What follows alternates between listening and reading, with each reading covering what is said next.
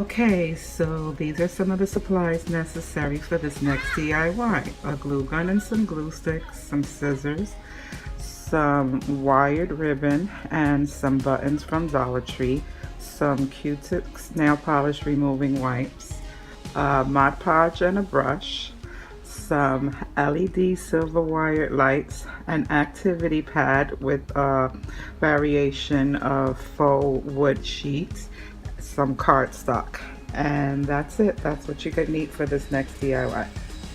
Hey guys, so what I have for you here today is this really easy Dollar Tree upcycling.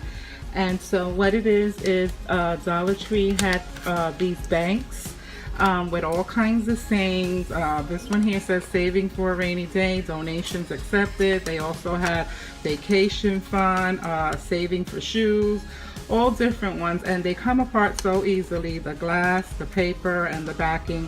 I don't have the top because I already went ahead and spray painted it, and I'll show that to you in a minute. But this writing comes off easily with regular acetone remover wipes, so I'm going to be wiping that off. And then also upon spray painting it, what I did was I took a sheet of this this also Dollar Tree has these activity pads that come with 30 sheets and all different colors of faux paneling. And so I took a sheet of the white faux paneling, and it wasn't quite the size of the backing, so what I had to do was cut down another sheet, and I attached the strip with some tape to the back, and then I went ahead and I cut out a template of a heart shape. And so it's funny because this has a little story to it. If you see back here, I have this little jar, and this was one of the games from my daughter's baby shower that I helped put together for her. And what it says here is guess how many buttons. And so these are those Dollar Tree buttons, and so we filled it up with buttons, and that was one of the games. Whoever guessed the amount of buttons won a prize. And so my daughter opted for doing something edible, either jelly beans, M&Ms, Kisses, or whatever.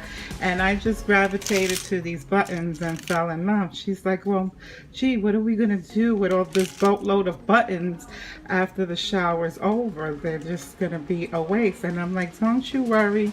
No, Fred, I'm gonna come up with an idea. So lo and behold, this is my idea that I'm putting together for my new grandbaby. So what I'm going to be doing, as I said, I created the template using just a regular piece of cardboard, and I traced out the heart, and then I placed my buttons where I think more or less I wanted to be.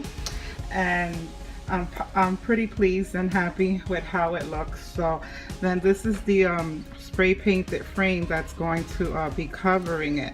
So now what I'm going to be doing is taking off the buttons. I'm going to Mod Podge the paper to the backing, so that before gluing on any of the buttons, if you follow me. And then I'll be putting everything together. I'm going to be adding some fairy lights, and you'll see the process as I go along. But I'm just trying to give you the specifics step by step. So now we're going to remove the buttons, and this is the heart shape that I traced out, and this is what I was telling you. I don't know if you can see it. You can definitely see the glare on camera, but this is where I had to put the tape to connect the bottom piece because it wasn't quite exactly the same size. So now that I taped it, and it's in the back anyway, so nobody's gonna see it. And so this is the cover for the box. So now I'm going to be Mod Podging it, and then we're going to glue it. So now I'm Mod Podging it, and a little goes a very long way. There's no need to put gloves on because then the paper is going to get transparent and possibly tear. So you want to kind of like dry brush, and so I'm putting it on the board itself instead of on the paper because my intentions are to Mod Podge. Once I glue it down, I'm going to put some more Mod Podge on top of the paper to give it that finished look. So now that I glued it down and smoothed out all the little bumps and took out all the air bubbles, I'm satisfied with the way it looks. So now I'm gonna layer another coat of Mod Podge on top to give it that glossy finish. And I'm not gonna worry about it because Mod Podge dries clear. And so I'm gonna do that off camera and let it dry and then come back.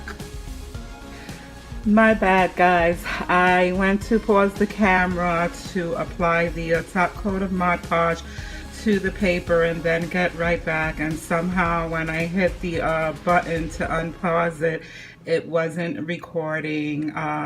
Not that serious. It's not the end of the world. Nothing that I can't explain to you in total detail. So basically what this is the finished product. So obviously I did go ahead and apply the buttons after the top layer of Mod Podge was completely dry. I went ahead and I added some fairy lights, which you will see in a moment. I'll turn them on for you. But here is the battery pack. I glued it to the back. No one's going to see that anyway because it's going to be face front. I added this little bow detailing on the top to cover the slot where it was. Remember, this was a bank, so I wanted to camouflage the coin slot. And then I added just a little few hints of embellishments. This beautiful button here that I love. It came in that container with all the Dollartree buttons. It was just so pretty and I just had to showcase it. Let me turn on the lights for you so you can see how it looks with the fairy lights on. And this is it all lit up, and I just love the way it came out. I mean, I could have went further with this. I could have added more buttons around the sides. I could have blinged it out, but sometimes less is more. It's just the simple touches that just take it over the top. Of course, feel free to put your spin on it and decorate it the way you like. Should you decide to recreate this project that I made here, please feel free to tag me on Instagram, same name as my channel. Take a picture and tag me on it so that I could see your recreation. I just love when people recreate my projects, and I hope this little craft inspires you, and as always I will talk to you again in my next video. Bye now.